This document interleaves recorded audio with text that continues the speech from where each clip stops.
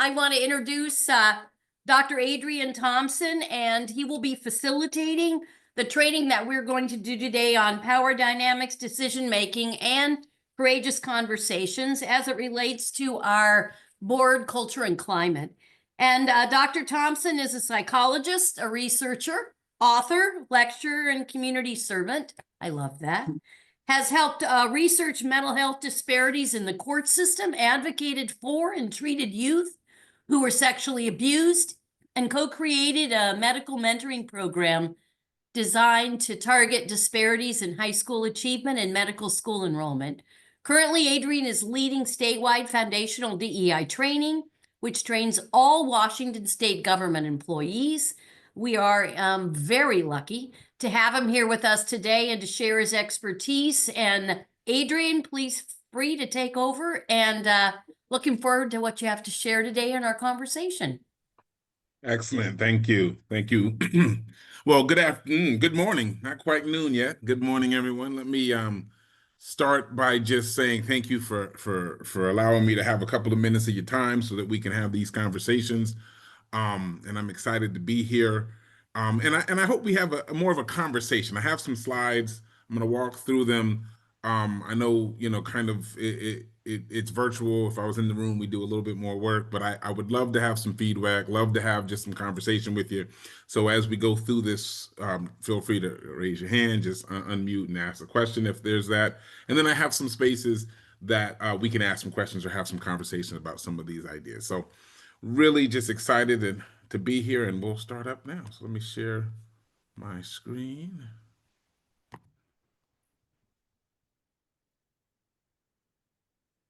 And just if somebody could let me know when you are able to see that. Are you able to see the screen? Yes. Fabulous. So as it was mentioned, we're going to be talking about power dynamics, decision making, and courageous conversations today. There's a lot in there, right? It's going to be a brief conversation. I will probably I will drop some names, definitely give you things to read later, so that you can continue to your learning if you'd like. But just understand that there's a lot in those topics that we're going to be going over. And most of my trainings or any training that you've taken that we've kind of run at DES, we're always going to start with something that we kind of just call, technically kind of an anticipatory set, something that anticipates what we're going to talk about. And so today we're going to talk about this experience that I had that I think is kind of relevant to some of the work that you do. And so what you see here on your screen is two pictures. The back picture is the street in Baltimore. The front picture is Johns Hopkins University, which is in Baltimore. And so when I was trained as a clinician, I trained at Howard University, but I was a part of a grant that funded some of my training at Johns Hopkins. And so I worked in this well-funded community mental health program that was serving Baltimore's predominantly Black communities. And we had all the right ingredients, right? We had empirically based treatment designs. We had this research protocol that was phenomenal. We had substantial grant funding. And our goal was to bring these proven treatments to the community and improve the mental health outcomes for this population.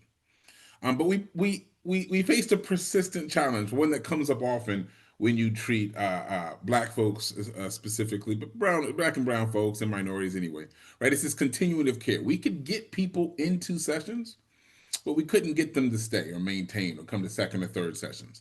And so this is one of the things that we tried to come up with some practical decisions, right? Our response was to pour more resources into these programmings, right? We had a great recruitment strategy.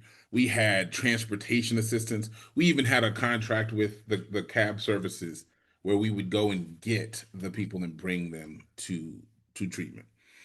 Meals during sessions, and even some compensation to parents and caregivers for their time. Now, we did have more success than I did and have had in some other community interactions, but we did not get the return we were looking for, right?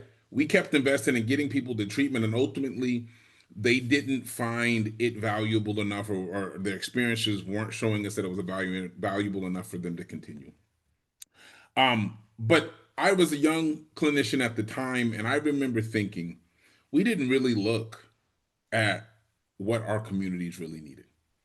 right? Yes, they needed to get there. Yes, they're hungry or need food. Yes, the compensation is good. But if it's not increasing the level of participation in treatment or getting there to the things that they need, then there must be something else there. And so looking back, I realized that we could have come up with more effective interventions if we had questioned our assumptions about what really makes this community engage in therapy. And really think about those priorities and think about those with the members themselves. One quick story I'll tell you is that we had a cab service, right? You could get a cab and bring you to therapy, but it was such a strict service that you could only be picked up at your house and you could only be returned at your house. And so, although we paid for a cab to go get them and bring them back, it really only worked if you were at your house and going back to your house. And you can imagine people with multiple kids, multiple things are happening. I need you to pick me up at this place. I might need to go back someplace else tomorrow. I might be at a different location today. And all of those opportunities were not allowed. And one of the biggest things that I promoted at the time is like, the cabbies don't really care. They're getting the fare either way. Why don't we just open that up? And some of the assumptions were not about increasing participation, but misabusing the situation. So this is just an example that I wanted to use to set us up about how sometimes our good intentions do not meet the community realities that we have when we're trying to make systemic change. And so I want us to give us a framework today about how we're going to think about some of these things. And I'm going to lean heavily on Dr. Kahneman's research. He's passed on now, but he's written extensively about decision making and bias and heuristics. I'm going to use a framework comes from one of his books about thinking fast and slow. And he talks about fast versus slow thinking. And I'm going to apply it to how we can think about some power dynamics that might exist in this board, but definitely in the work that you look at and oversee. And so he talks about these two systems. System one is that fast, automatic, intuitive, and emotional system, right? In my opening story, that time at Baltimore, it assumes that the established treatments would work, right? All we had to do was get them in the building, all right? Look, listen, we got what they need. Get them here. Give them some money, give them some transportation, give them some food while they're here. That should happen. System two would have been, or is, slow, deliberate, analytical, effortful. What was missing, right? We questioned some of the assumptions. Was the reason that some of these families weren't taking advantage of our programming just because they didn't have transportation? Was the reason that was keeping them out of therapies because they didn't have food or that compensation?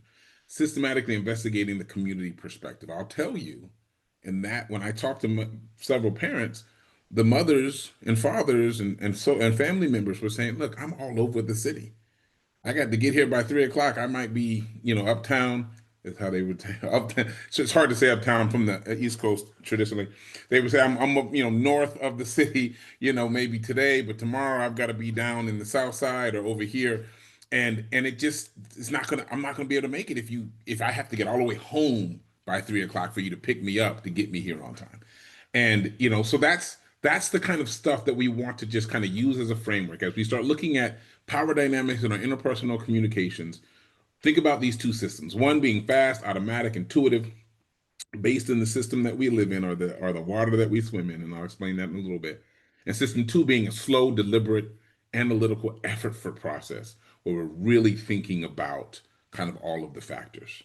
So today on our journey, we're going to examine how these thinking patterns affect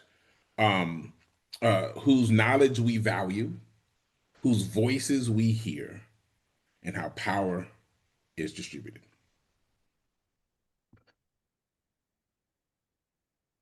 So then let's look at the intersection of cognitive biases and racial power. And so how system one thinks, remember that automatic, quick system, it perpetuates racial hierarchies. I'm going to step back for a quick second, and I just want to, as a way of caveat, I'm going to talk about race. And there's several reasons for race, right? I'm going to start with race. It can be, we can use other types of marginalizations. It exists in other forms of marginalizations, but historically, especially in this country, race is one of those foundational disparities that we keep coming back to. And so I'm going to be talking about racial hierarchies, but of course they can be generalized to other forms of marginalization. But I like starting with racial hierarchies because we're going to talk about Dr. Singleton's work about courageous conversations, where he has this conversation about racial awareness. And so I'm just going to ask you to think, all right? Not ask you to comment or put it in the chat or anything, but just ask you to think about how much you think about race on a day-to-day basis. Just how much?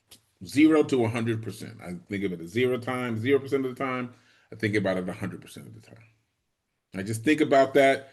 We're not going to ask you to share it, right? But you can jot it down just so you know, right? And what he talks about is that since we in a structure, right? If we live in a systemic structure that we do, race is embedded in this structure. And so if you're not thinking about race, the system is. And so what ends up happening is a lot of people say, you know what, I might be at 10%, 15%, I might be at 20%. I'll tell you, as a Black man, I'm about 90 to 95%. All right. Meaning that as I work through this world, 90 to 95% of the time, race is salient, right? Important into how I'm negotiating the space. And regardless of what your number was, you should realize if your number is different from mine, far away from mine, it means that we might have some problems communicating about some things, seeing eye to eye, right? If we talk about anything, right? If we talk about an election, any election, and I'm thinking it through a lens of 95% based in race, and you're thinking it about 10, 15, 20%, then the things that are more salient to me might not be even registering for you. If we're talking about housing, right? And I'm thinking it through 95%, kind of racial, I'm thinking redlining, I'm thinking socioeconomics, and those aren't the things that are happening for you, then we start talking about policy changes or interventions, we're going to be in different places. And so we really want to start with this racial awareness is what Dr. Singleton talks about. When you realize that we have race found, built into the system that we exist in, and your awareness about it is how you may be engaged with the world, then we can see our system when thinking that automatic processing perpetuates racial hierarchies, right? It automatically centers whiteness as the invisible norm. Right? Think about how you look at statistics. Think about how we present data. Think of how we talk about educational outcomes. The standard or the norm, typically, even though it's unspoken, it's not saying here's the white norm. The norm is usually manifested in what we would call or think about as whiteness. So Dr. Singleton calls this a silence about race. When we go through our first system, that automatic processing, it's just don't bring it up. Don't bring it up. It's just educational outcomes. It's just academic outcomes. It's just health outcomes. And then what we see that generate kind of a race neutral policy of things we talk about. And that often is where our disparate impacts come from. When you get to this race neutral space, the problem with that is that then when we see disparities, we tend to do what? We tend to blame it on individual behaviors. We say, oh, no, it's not a systemic piece around education. It's not a systemic piece around housing. It's not a systemic piece around X, Y, and Z. It's because one or two actors or these individual behaviors of this group of people, are making the outcomes look that way. I want to just kind of introduce, if it's new, or reiterate Dr. Rose's concept of meta-racism, where she talks largely about this idea of a colorblind narrative, right? We've heard this, we see this. But what a colorblind narrative does is it masks the persistent inequalities that exist. And Dr. Rose's work highlights on these three major myths that you see here. Equal opportunity exists for all. Individual success stories prove the system works. So I am a Black man. I do see race salient to my identity. I also am highly successful. I have a PhD, right? X, Y, and Z. And so my story cannot be proof that there's no systemic inequality, right? It's just my story. Cultural deficiencies explain racial disparities, right? And so this is when we start with these ideas, when we're not talking about race, when we're talking about race neutral policies, or we're going all the way to the spot of being colorblind, we and that fast system adopt these ways of thinking. We act in those ways. We make policies and decisions based in those ways. And so if you are willing, I'm going to ask a question. You can unmute, put it in the chat or what have you, or we can just go on. But what are some seemingly race neutral policies that you have seen that might create racial disparities in some of the work that you oversee in this position or your other positions in the world?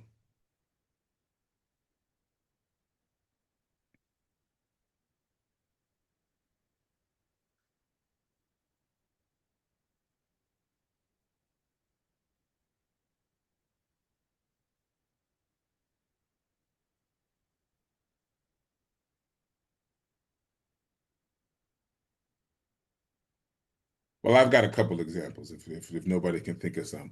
I'm going to lean heavily. I think I said this, or maybe I will tell you for the first time. I am a clinical psychologist by training. Before my wife moved me to the state of Washington, I was doing a treatment for kids who were physically and sexually abused. Worked a lot with Child Protective Services in Washington and in Baltimore. I actually worked in what they call the Child Advocacy Center in DC. I think they have that model out here as well. And so I was really into kind of what I might see as some of the communities you all kind of engage with as well. And so an example that I will give, a couple of them from my time doing this work, of maybe a race neutral policy, right? Think about mandatory reporting structures, right? If you say, okay, listen, I'm looking at families, I'm looking at kids, and we have this mandatory reporting, right? The policy is universal, right? You see it, you say something. You report, you report, you report. Anything that's suspected abuse or neglect. Uh, where's the disparity, though? The disparity might be communities of color experience higher rates of reporting, partially due to increased surveillance on them, right? We should understand that, and I can think to a family whose mom was struggling in a multiple ways, but she already had issues at the school. She already had issues with the administrators, and so they were always constantly checking her children. And so this advanced or this increased surveillance puts her in the spotlight more often. And although she struggled, and although we had to intervene, right? What the research shows is that there's that over surveillance or that kind of focus in on Black and brown bodies, right, creates a feeling that it's happening more in certain communities when the rates are really similar, right? The rates of child abuse or suspected child abuse are really similar as opposed to being totally disproportionate towards certain groups. Another example is kind of family preservation laws, right? I'm going to be speaking on my experiences more in DC and Baltimore, right? We had the standardized risk assessment that we used, right? To say, hey, what are we going to do to keep them in the family? What are we going to do to kind of move them out? But the disparity comes from, right? The thinking of it, the bias comes from these tools may incorporate factors that correlate race or class, right? We're looking at these things, we're looking at these things. And so just by looking at poverty, looking at certain things that may not be Black or white or race, it correlates with race.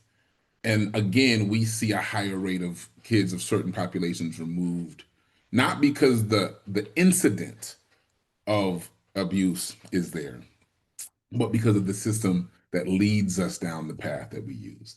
And so these are just a couple of examples that I kind of tried to pull or we can pull about how if we use automatic thinking, we use the system one, we aligned ourselves into these racial hierarchies, then they have real disparities in ultimate outcomes that affect disproportionately marginalized individuals.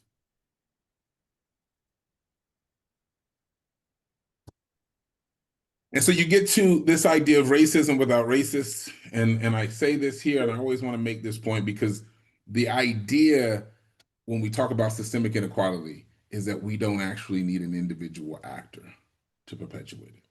Right? Sometimes we think, oh, I'm from the South originally, right? I think we can all envision a racist actor, right? Somebody who's just, kind of externalizing racism.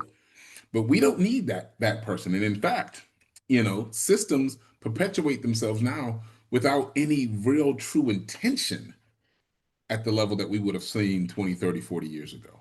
Right? Sometimes you still see it, but you don't have to. It's just how we do business. Right? We over police certain areas because we over police certain areas. We find things over there because we over police them. It doesn't mean that that's where all the crime is happening.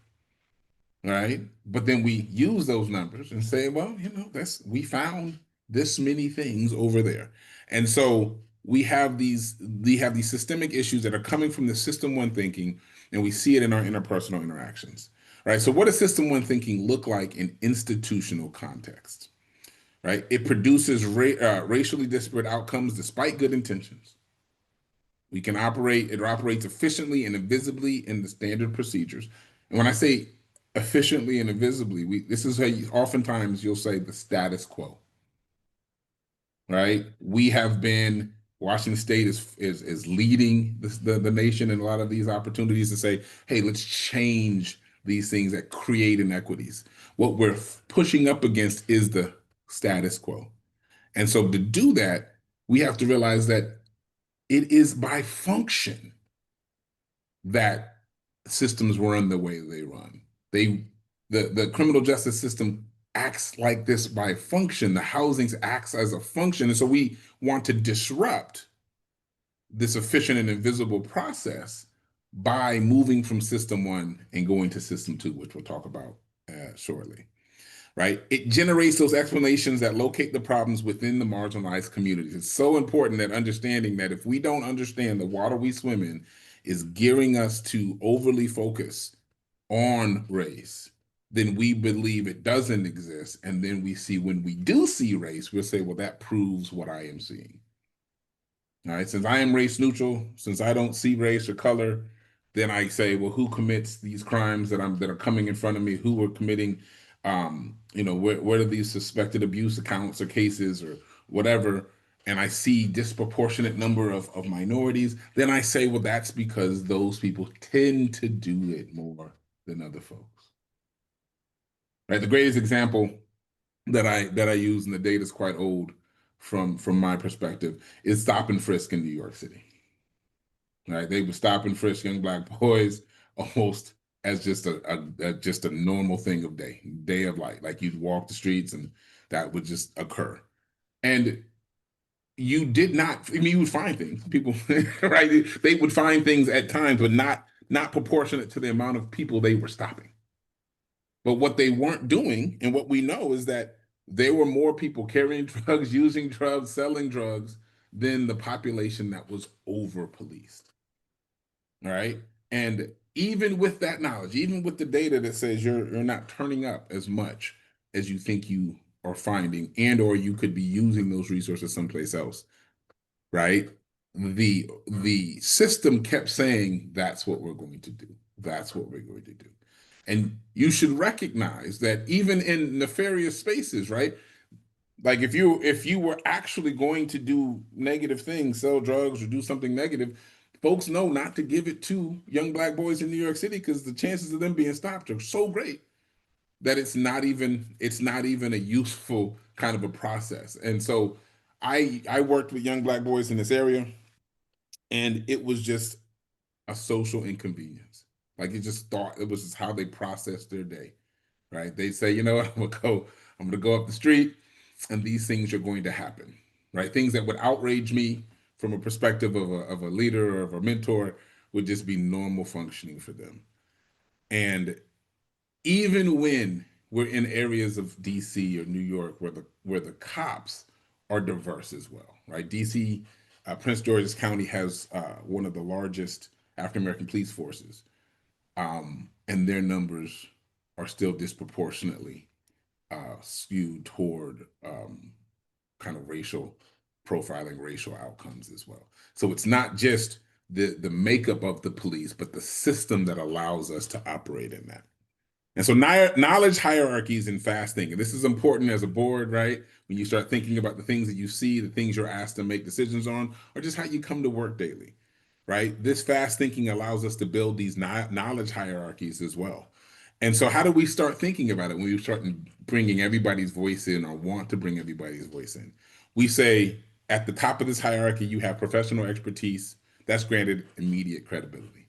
So I come in here, right? I have a PhD, I have some letters behind my name, and even though I might say stuff that makes no sense, right, to folks, they might say, well, we have to at least hear it. We have to at least have this conversation. Lived experience requires extraordinary validation, right? So if Dr. Thompson says something, what did he say? If somebody else with lived experience comes in and says the same thing or says something different because they have lived experience, we might, is there a paper on that? Or can you direct me toward a finding or a study? Academic language privileges other forms of communication style. I was having this conversation with my daughter, who is 10, and I speak a certain way. You have to just pray for her because she's got a psychologist for her father. But I speak a certain way because I was trained to speak that way. And so when she says things to me, I'm like, I don't know, or I use these words. And she's like, Dad, sometimes I just want the answer. I don't want the lesson. Right. And so academic language privileges other forms of communication. Sometimes my daughter just says, Dad, just tell me yes or no. Don't give me any science. It's exactly what she says. Right. And sometimes in spaces, especially kind of professional spaces, we say if you're buttoned up or you're polished, then that language is more privileged or has more effect than common communication styles. Right. You can spend a lot of time where cultural communication styles are a lot different as well. Right. And so there are a lot of cultural communication styles that just offer up less words, right? They might nod, they might be more physical in presentation, right? You might get a lot of nodding, right? A lot of just and that might not sound as good as a yes. That might not sound as good as a yes and let me tell you something else. But it doesn't mean that they're not communicating with you. It doesn't mean they're not understanding you. But it sets up in this hierarchy that we can exist. Objective data over subjective community perspectives. I was reading a book recently that says, we're in this generation that if anything is said as a claim, the second statement is how do you back that up? Right? If I say such and such is making you sick, somebody might say, well, what's your citation on that? Or send me to a paper that I can get to it. And oftentimes, especially when we talk about community perspectives or community knowledge, right? That is the source coming out of my mouth or saying my uncle used to tell me a thing, right? And the tradition that I was raised in, when you had certain questions, people would just send you to the people who had the answer, even though everybody else had the answer, right? If I said, hey, Mom, why does Granddad do a thing? She would say, go talk to Granddad, right? Why do we do this thing on Sunday? Well, go talk to your father, right? And so this community perspective, right, is seemingly sometimes more subjective than is objective. Here's this piece of paper, here's this data, here's this book. And so we should understand that the system one automatic processing thinking layers us into this hierarchy of thinking. And so when you start talking about power dynamics in anything you do, but this space specifically, right, I'm going to ask you to start thinking about your hierarchies. Right? We bring in highly qualified and talented people. We listen to the languages and we hone in on the terms.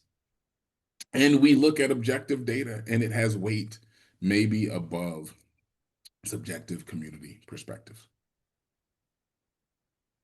I ask another question, see if we can get some answers. If not, I have a response. But where have we seen any of these patterns, these hierarchical patterns in this board or in this room or space? Or have we?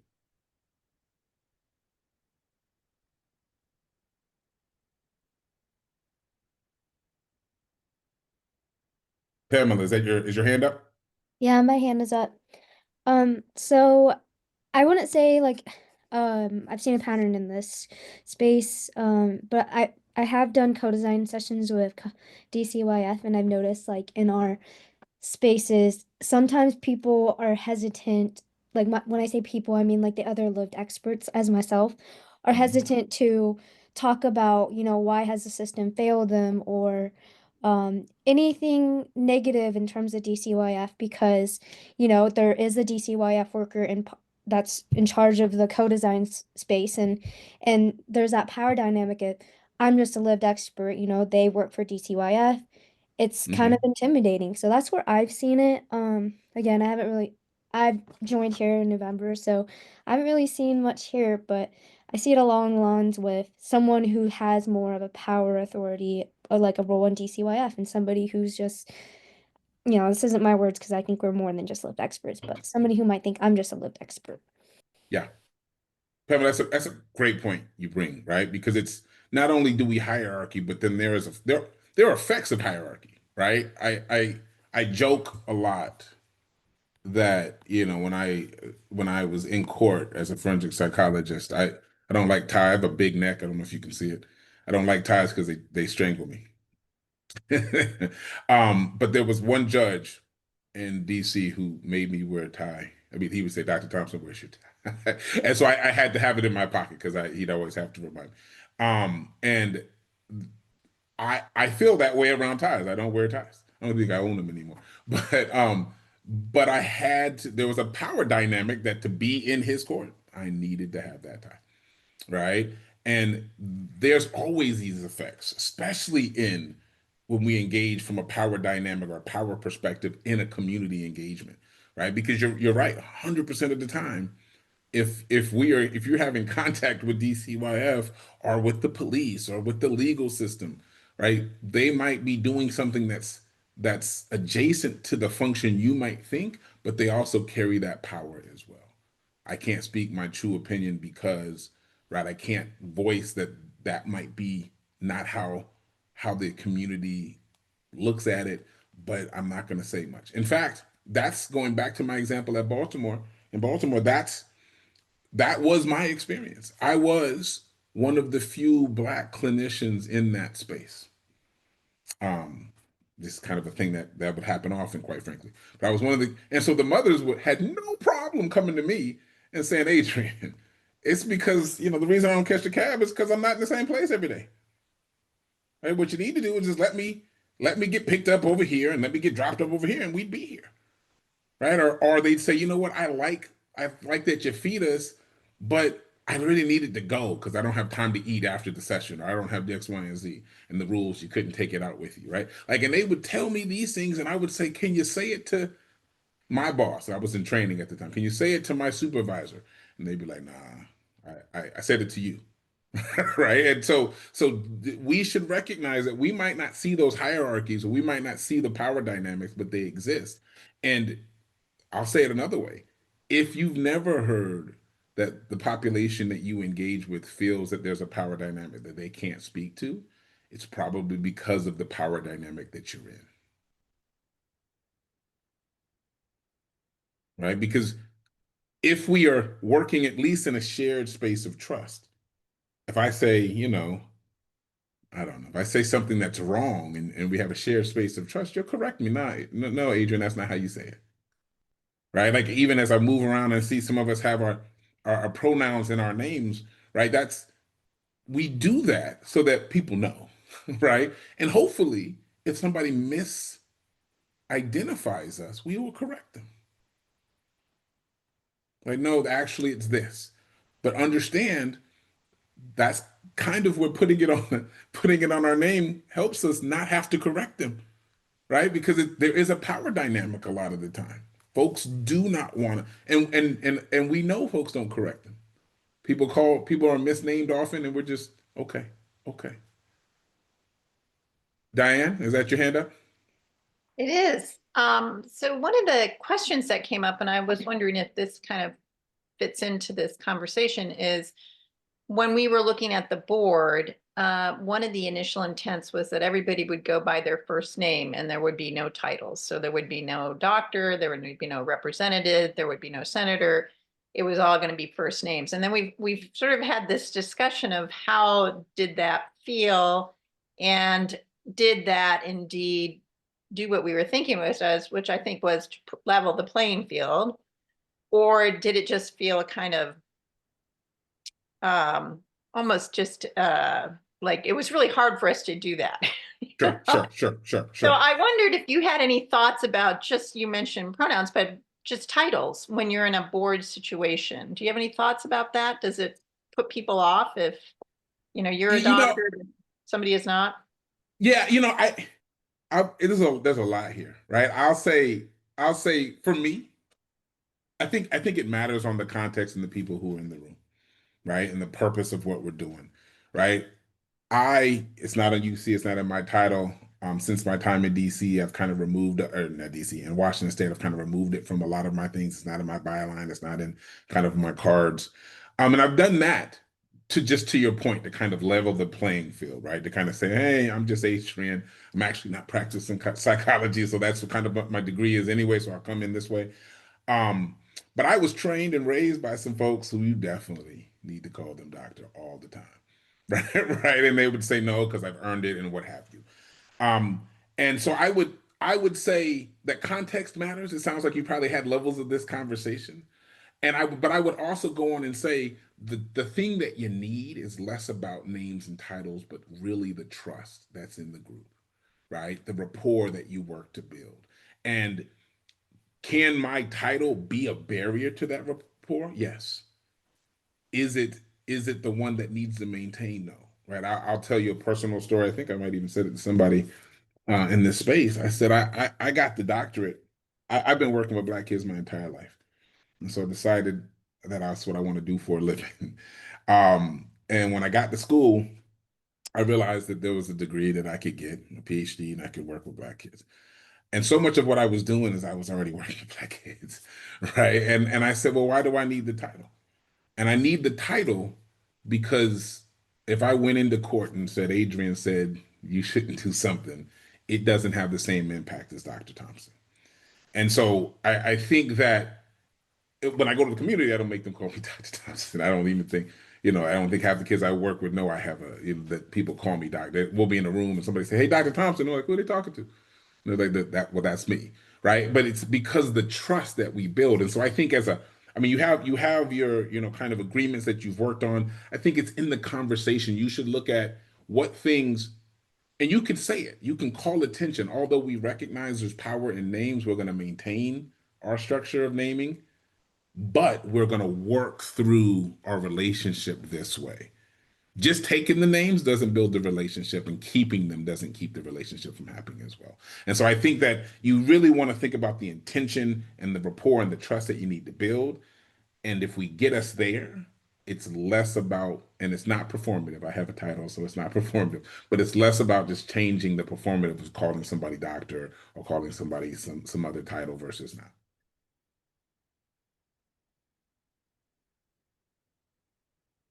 Just keep us moving here.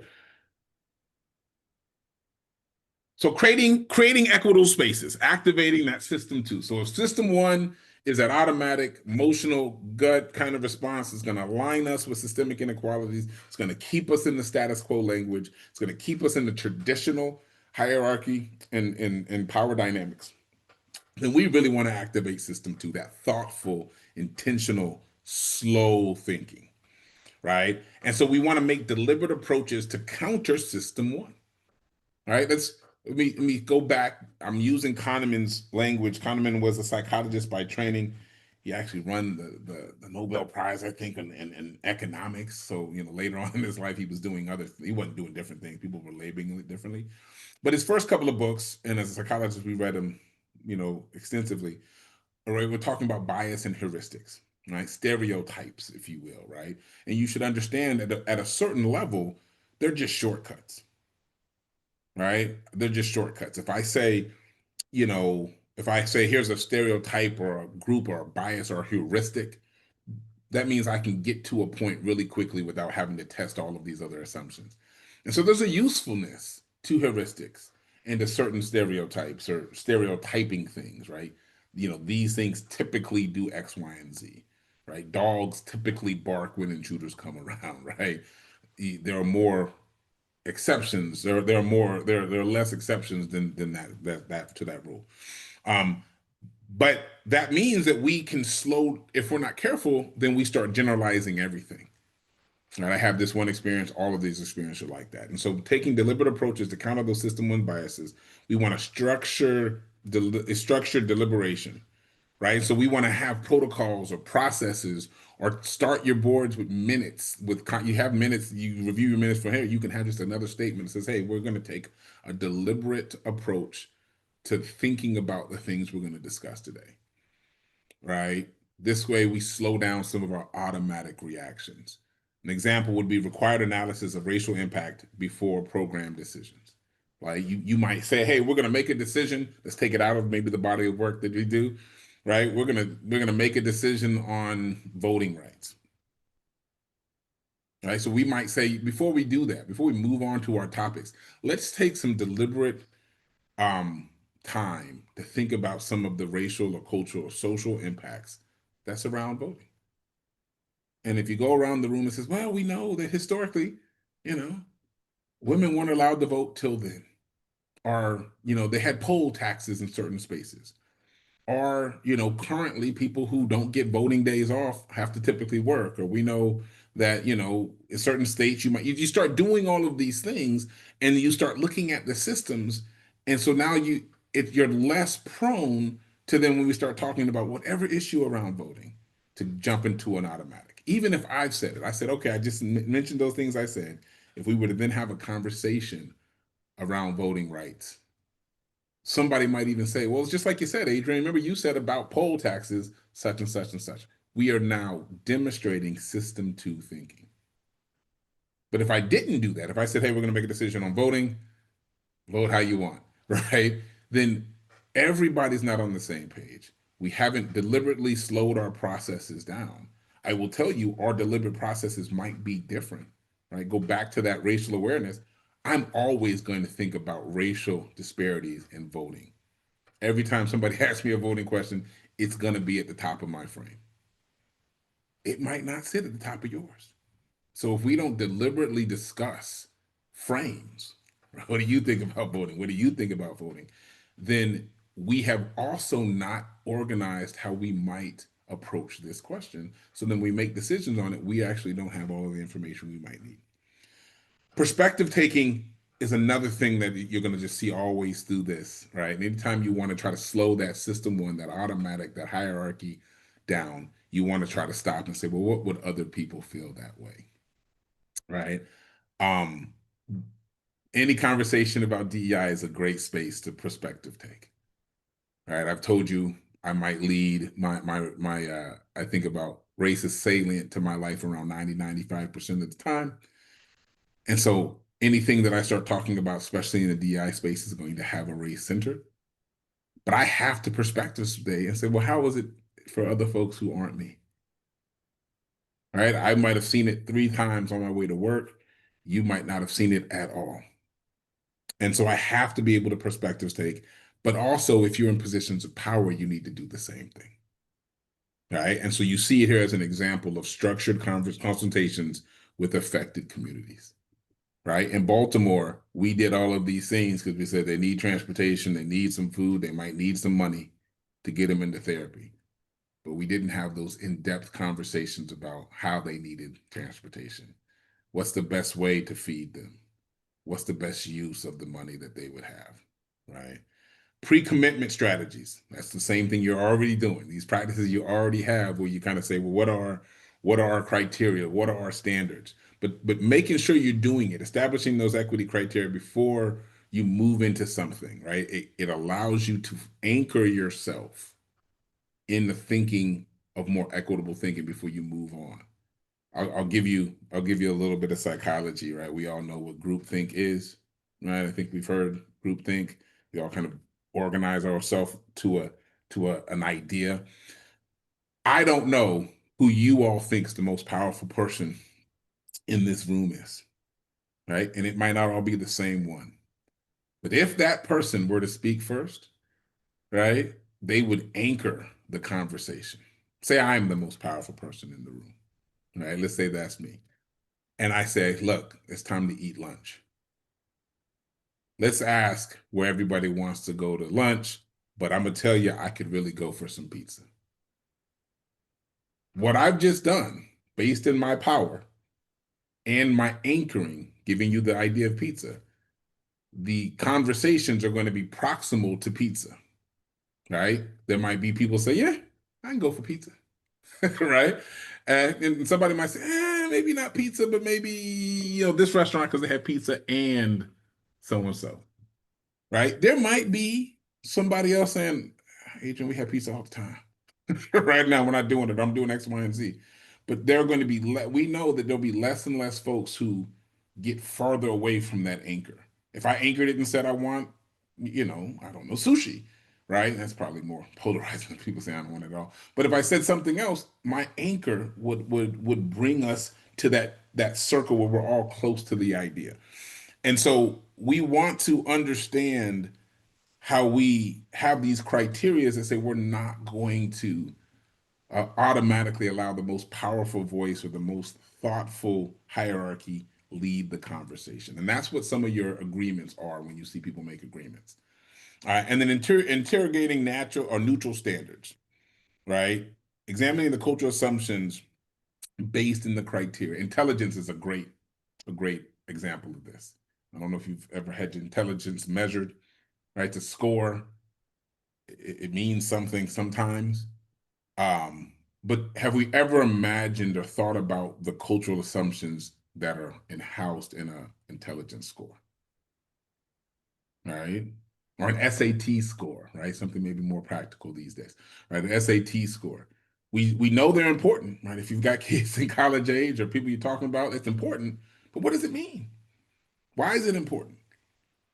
And I'll tell you, right? As a person who does a lot of standardized testing, right? It really just says that you're good at test taking or you've had certain experiences, right? I was trained by some great researchers who looked at the racism in standardized testing. And in the 70s, they created a test that was culturally significant to Black people, but had no relevancy to any other folks. And on cue, Black people did consistently better than everybody else, right? And we know that those assumptions in a different frame make this is what is intelligence. This is what is standardized testing for college aptitude or what have you. And so we want to interrogate neutral standards. If you look at these here, and I've just seen a little bit today, but can you think of anything that you are already doing to kind of slow you down from system 1 to system 2, or something you might like to adopt just to make sure that you were kind of trying to level the playing field or create equitable spaces in any of the processes that you have on this?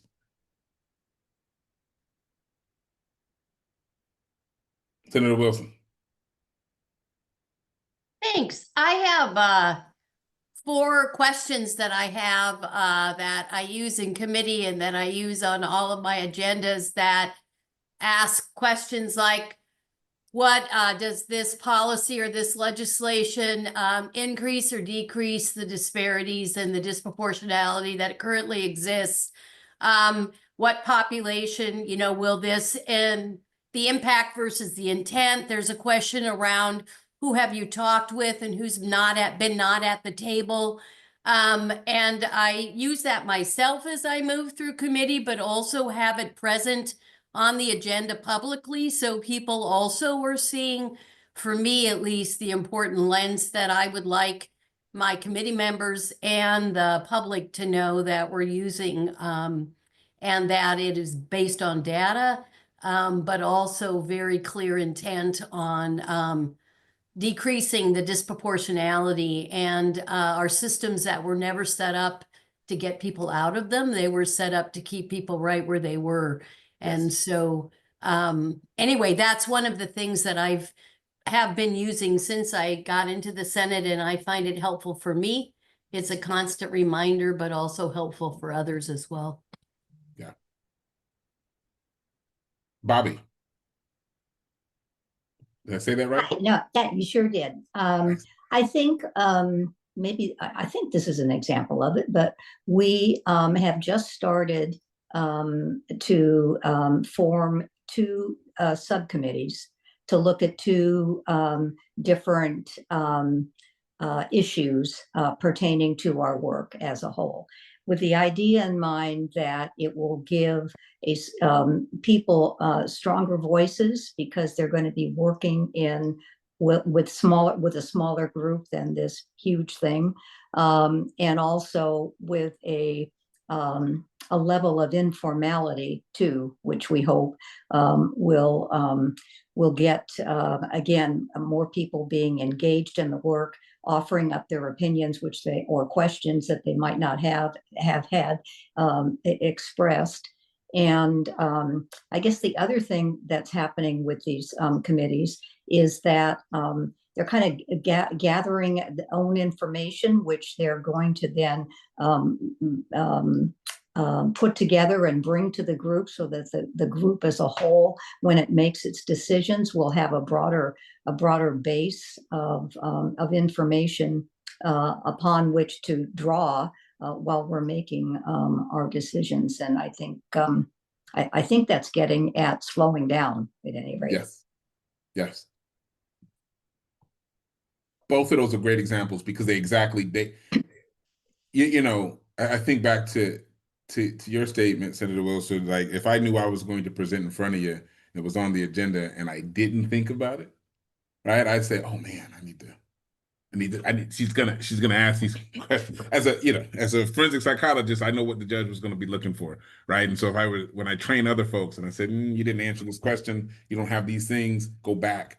But it frames how you ask the questions in the first place, right? If I know that I'm going to have to upstream report who I talked to and why I talked to them and what was the content of it, then in the conversation, I have to ask the question, because I can't get that information if I haven't done it, right? And so by creating those standards, by creating those processes, you not only signal what's important to you, what's important to this body of this body here, right? You're setting the stage for these folks who interact with you to then go into their community spaces or any spaces and think about that as well, right? We know that if anytime you can disrupt that automatic process, right, you create space. That's why sometimes, and we won't talk about, you won't hear it in this courageous conversation, right? That's a lot of words.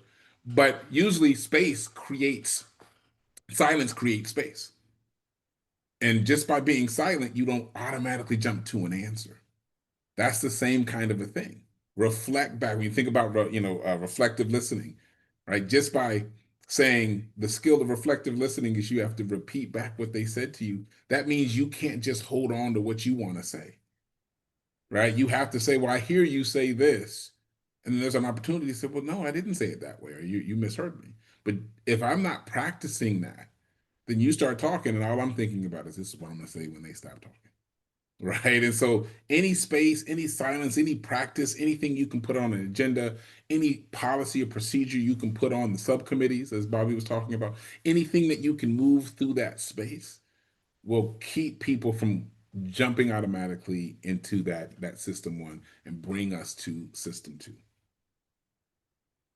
And I think that if you made that a practice, that other conversation we had where people who are not in power and might be intimidated by systems of power might get to see that their voices are being asked and heard.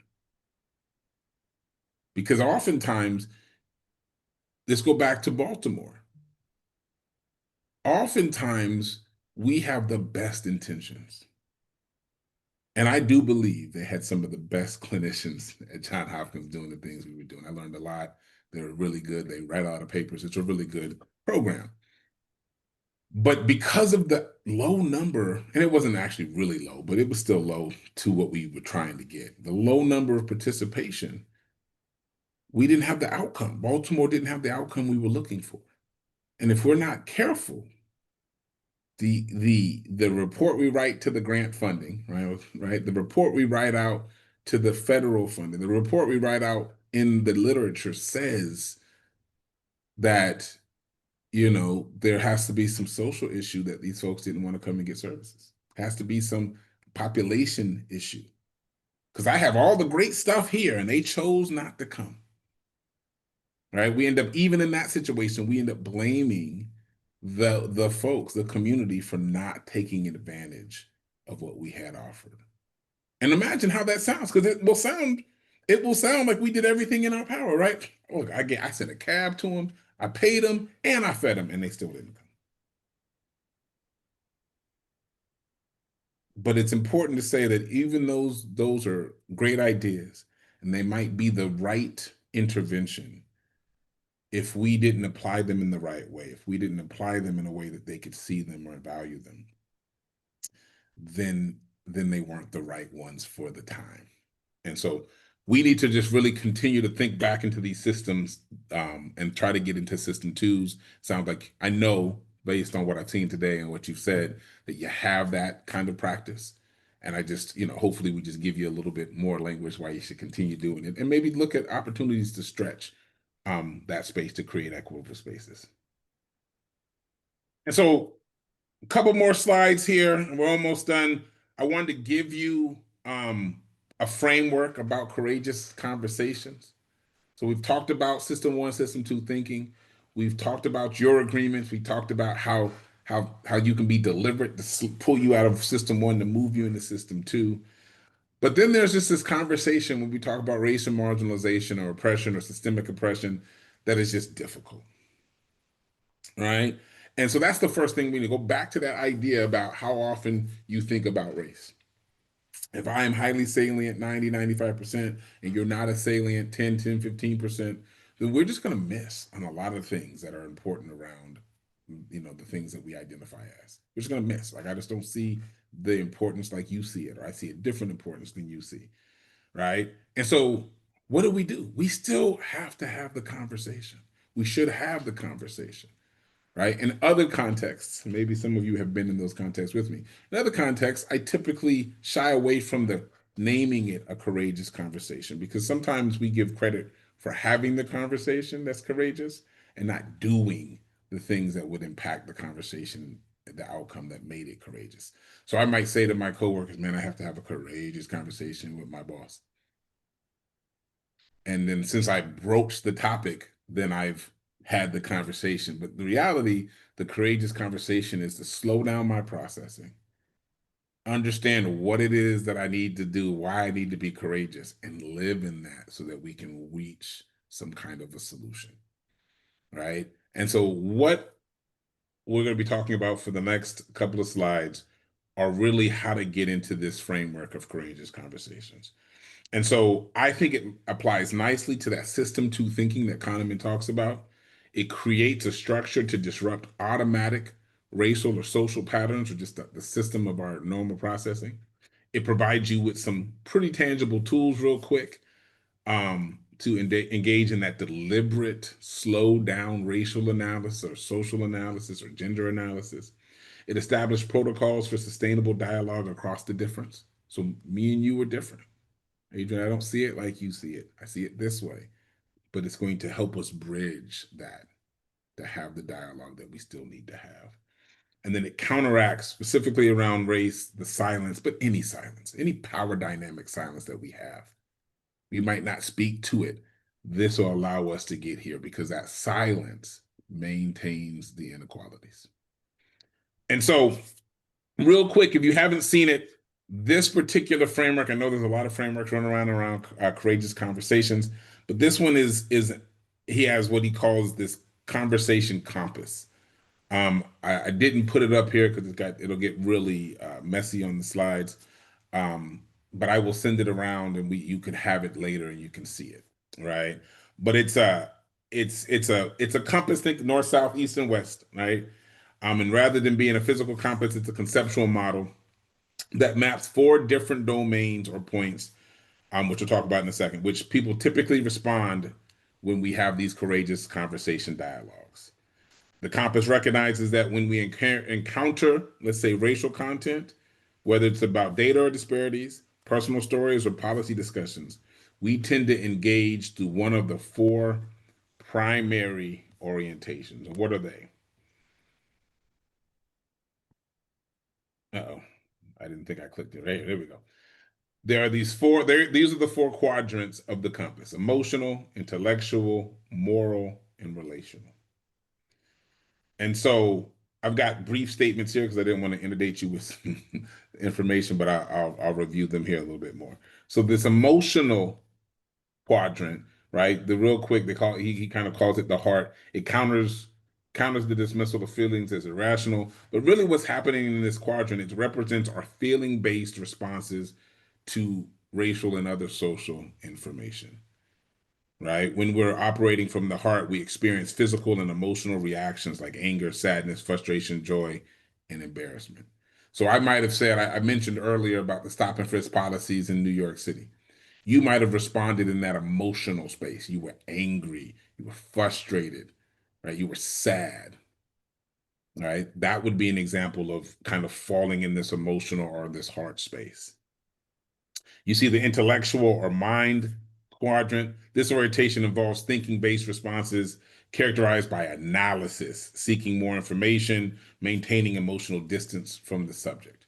Going back to that stop and frisk example, that if I landed in that intellectual space, well, the cops are just saying this, or they're thinking through this, or they've witnessed so much violence here or so much crime here, and we don't have an emotional response, we have an intellectual one. I wonder if they actually know the rates of how effective their stop and frisks are. All right, that's how it might land if we are in this mind or intellectual space. The moral, right, or the soul, represents responses rooted in deep-seated beliefs and values related to racial information. This is important, right? Because if we are racially socialized, as we are, to believe certain things, then if I am racially socialized to believe high rates of crime or criminality in the African American population, then that statement about stop and frisk is justified, right? No, I mean, they did drugs, they do this, they sell. Like I have this socialization that tells me that this is right, this is okay, right? And so it's not necessarily judging if it's moral or right, but understanding where it comes from. If I have this deep-seated belief, I believe my moral compass says that is where it needs to be, then that's where I land. This is very important, right? Because the person who believes from a moral stance that the cops are doing something right in the stop and frisk specifically, right? They're going to disagree with somebody who was emotionally angry with the high rates of stop and frisk. Right? There's going to be, and it might not get down to that level of specificity I just outlined. It might just be that you're wrong. I disagree with you. Or better yet, I'm not going to have this conversation with you. Then the last one, the relational, he's got hands and feet. This orientation focuses on the connection and the action, how we respond to racial information through behaviors, relationships, and practical steps. People operating from this area are concerned with building bridges, taking concrete actions, creating practical solutions, right? This is where we see a lot of our activism space, right?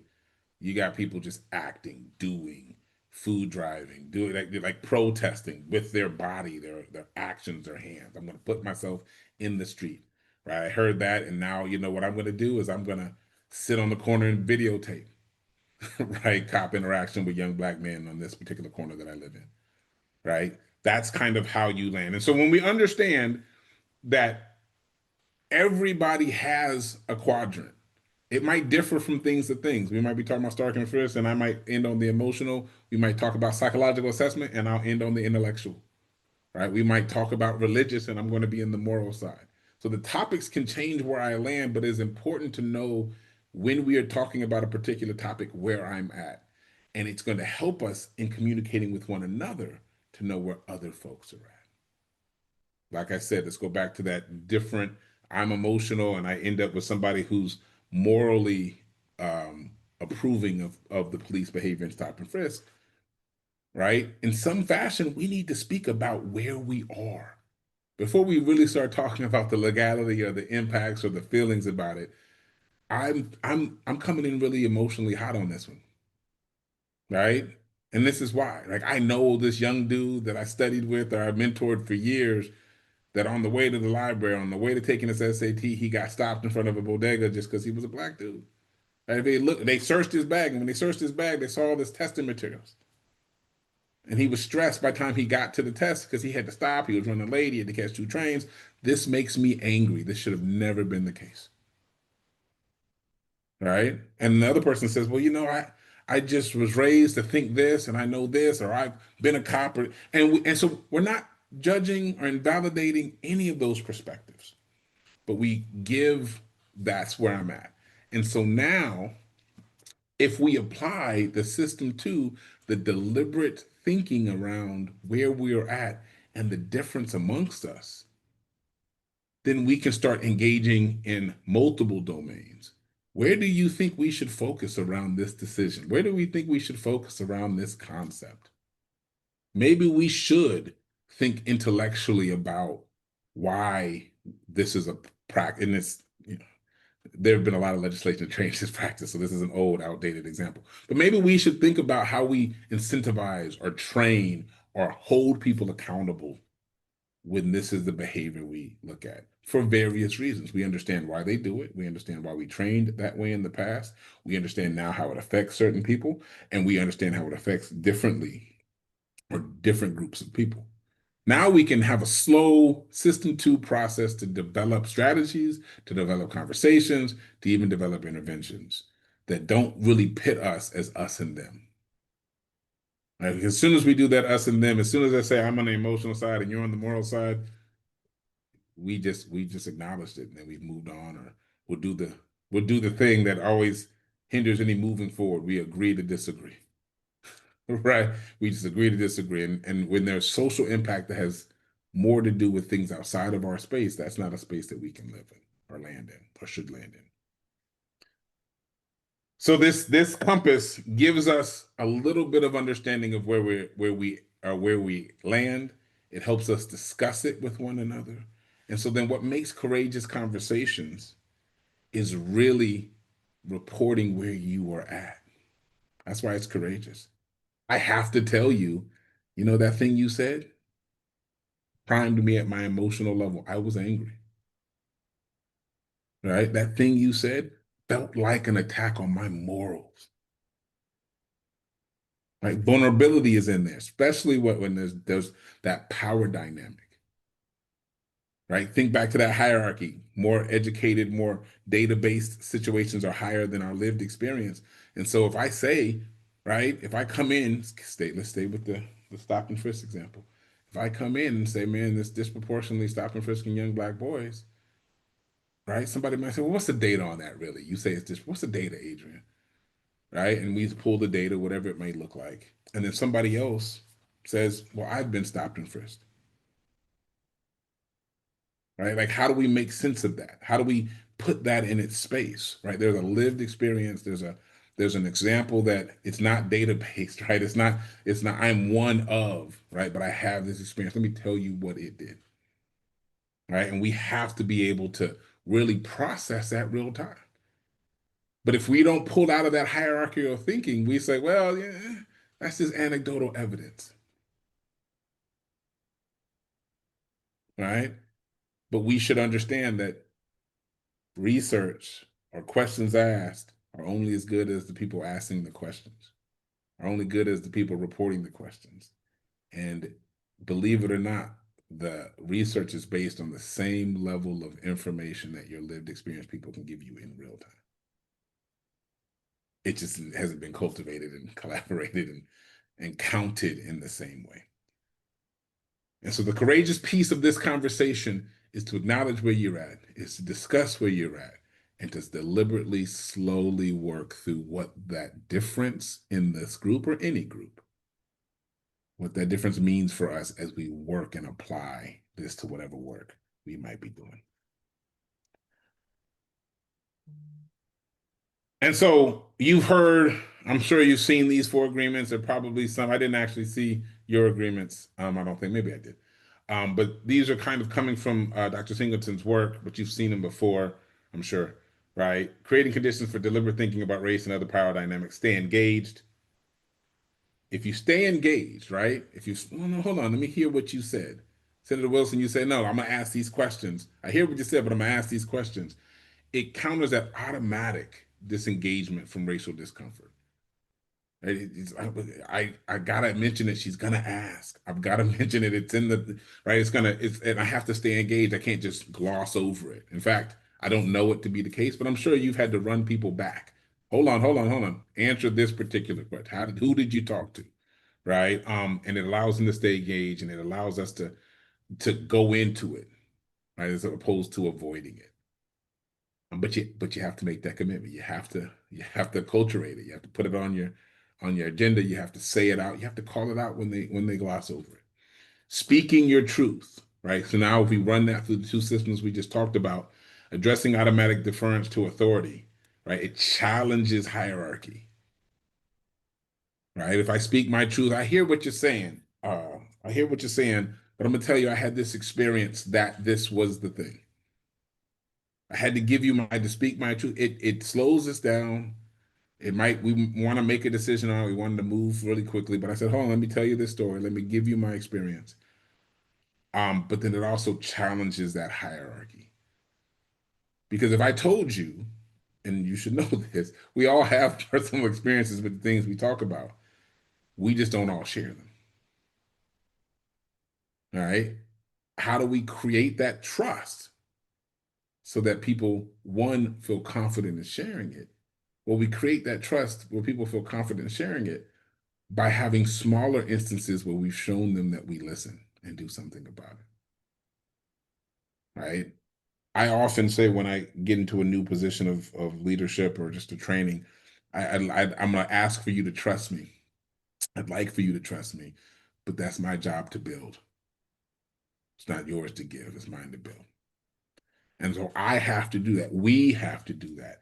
And so we want people to speak their truth, but we should understand sometimes speaking their truth is always not safe.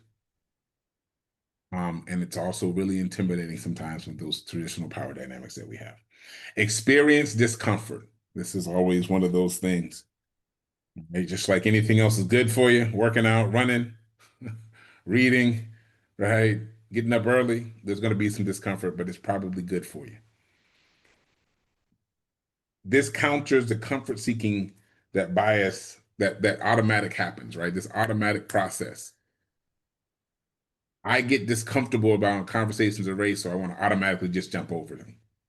I don't know if you've ever given a speech or a conversation or had a bullet points you need to discuss, and you're like, man, I don't really want to talk about this one.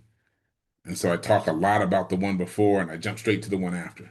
And I kind of just gloss over the other one, right? That avoidance, that discomfort, when we jump over it, when we ignore it, when we just don't talk about it at all, right? That is reducing our discomfort. So we want to experience discomfort, not pain, not harm, right? Not emotional, not emotional abuse or anything like that, but discomfort. And realize that it's uncomfortable because a lot of times we did not know or we did not fully understand the systems in which we operate in or we are acculturated by. Right? We see it a lot right now in this time, right? In this time, history has been deemed sometimes harmful to certain people. And it's history. None of us made it, right? Right? Like it's American history. We weren't here for that time, but it makes some of us uncomfortable. And if that uncomfort aligns with power, then they're able to not talk about it. They're able to not be discomfortable and pretty much avoid those conversations. And so experiencing discomfort, letting us know that some discomfort is good for us to get into the space and make systemic change. We should just come to expect it. Accept non-closure, address premature resolution, right? Resist that system one quick desire to solve problems, right? You all have that person in your life that if you start talking to them, they've solved your problem in the third statement. But what you need to do is, right? Maybe you are that person. I'm that person in my wife's life. You could ask her. Right. And so stop me. She's like, I didn't ask you to solve my problems. I was just telling you how about my day. Right. And so we've got to sometimes accept non-closure. Sometimes people just want to tell you that when you said that thing, it did not feel good. I need you to hear it. I need you to stay with that discomfort. We can move on. We can continue to do the thing. We can continue to process. But you said what you said, or it landed how it landed, or I heard what I heard. I'm still engaged. I'm still here. We're still going to move forward. But we have to sometimes accept non-closure, right? And sometimes there's not an easy solution. Sometimes there's not a solution other than awareness. Sometimes there's not a fix.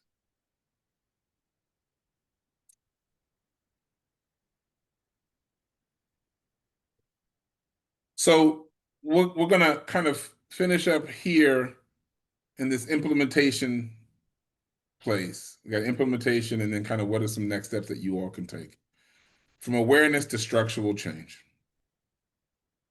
And so you all are meeting. Maybe this is not the purpose of this conversation, but I framed it here. And you could think about how you would commit here or any other space. So redesigning meeting processes or interactions with communities to counter system one biases. Right? And you can take some notes or think about them or say, hey, I might commit to some of these. So create structured protocol for racial impact analysis. Which means it sounds just like those questions Senator Wilson was talking about, right? Who would you talk to? What's not happening? What are the outcomes, intention versus impact, right?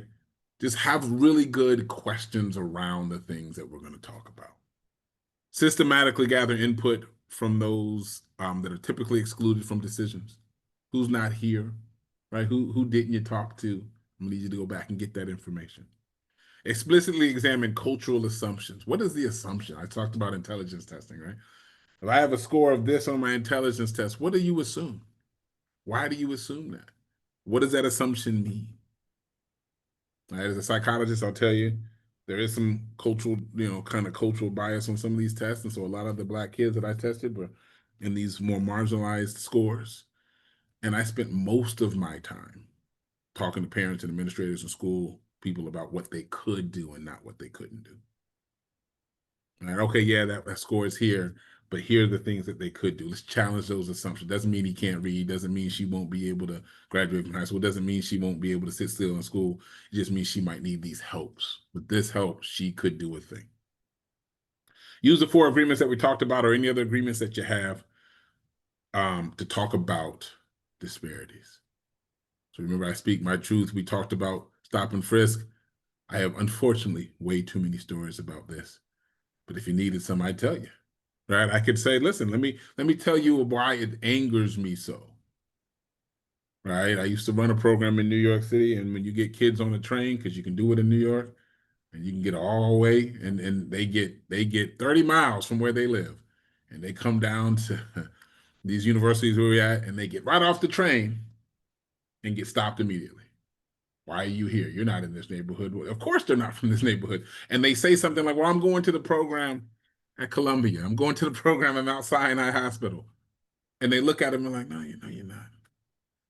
And they have to call me, or like it was so bad that I had to sit at the train station to collect these kids.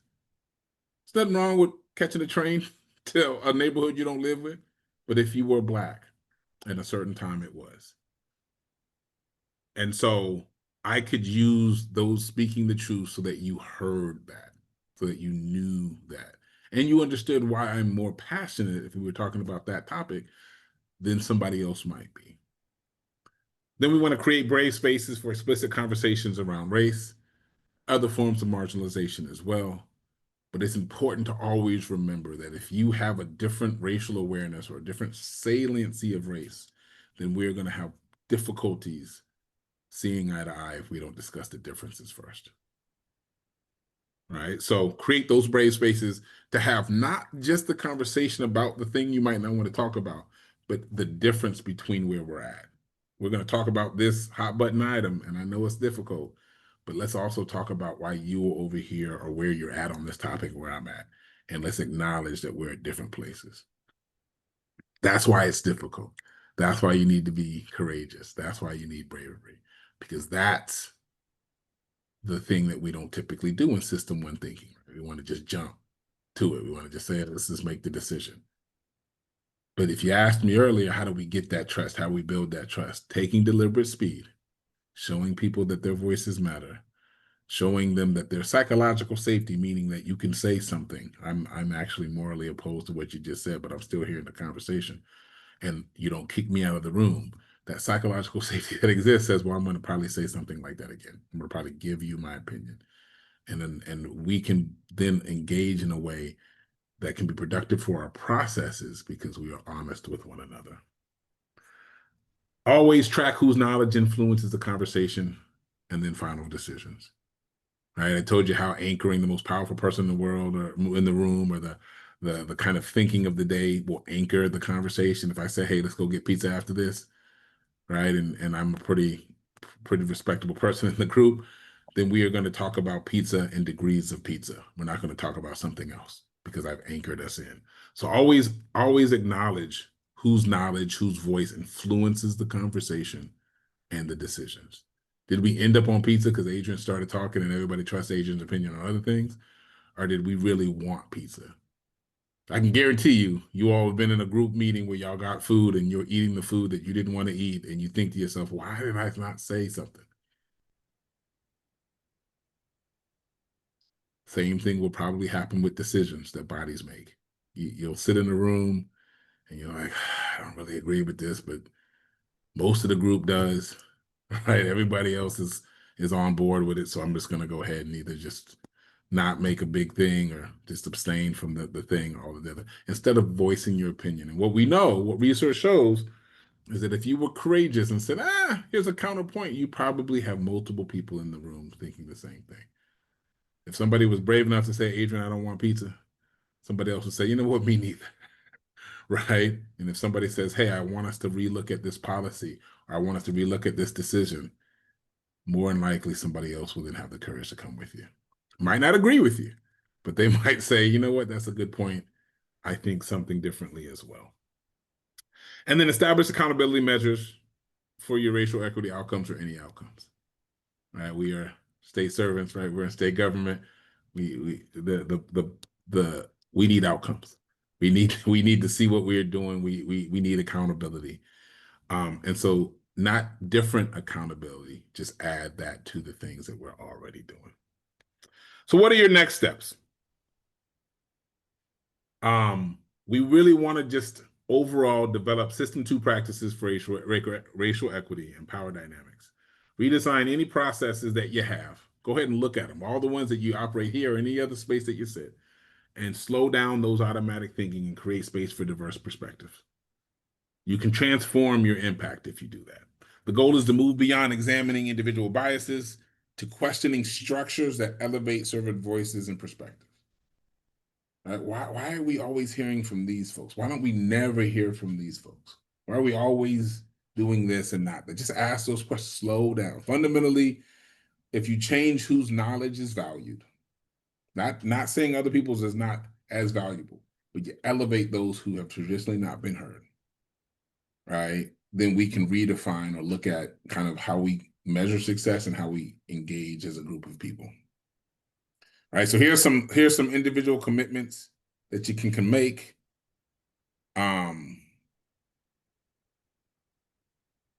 You can look at one system, one pattern that you have. I automatically always try to solve this problem. Automatically kind of always try to just, this is this. I'm a data person. So as soon as I say, what's this? I want to know the data. I can pick one of those patterns and I'd be more conscious of it as work. Adrian, devalue data in your analysis first. You can make it a part of it, but that's not the thing you go searching for first. Or you can say one way to activate your system 2 is thinking broad dialogues, right? I do this a lot as an equity professional, right? What is the other side of the aisle saying or thinking about this? You have to watch this video. What do other people who don't agree with the video think? You have to take this training. What do people who don't like this training think?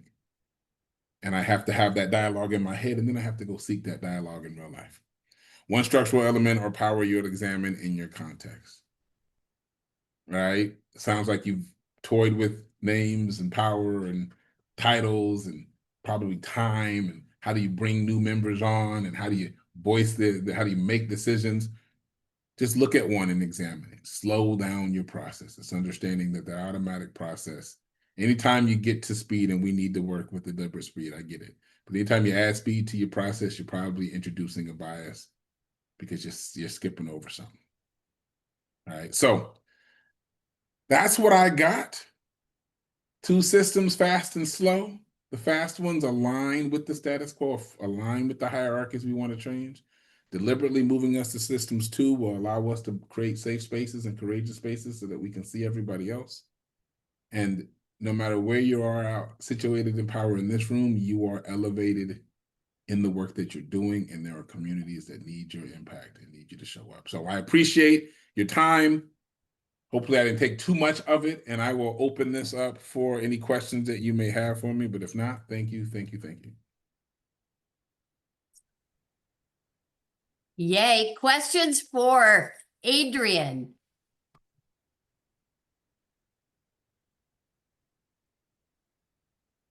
Well, what I will say is you've left us with I'm certain a lot of words, but a lot of wonders as well. And opportunity to kind of consider as a board how we lean in and listen to what you've said, and also how we can build on what we've learned today to think forward and how it may impact our work.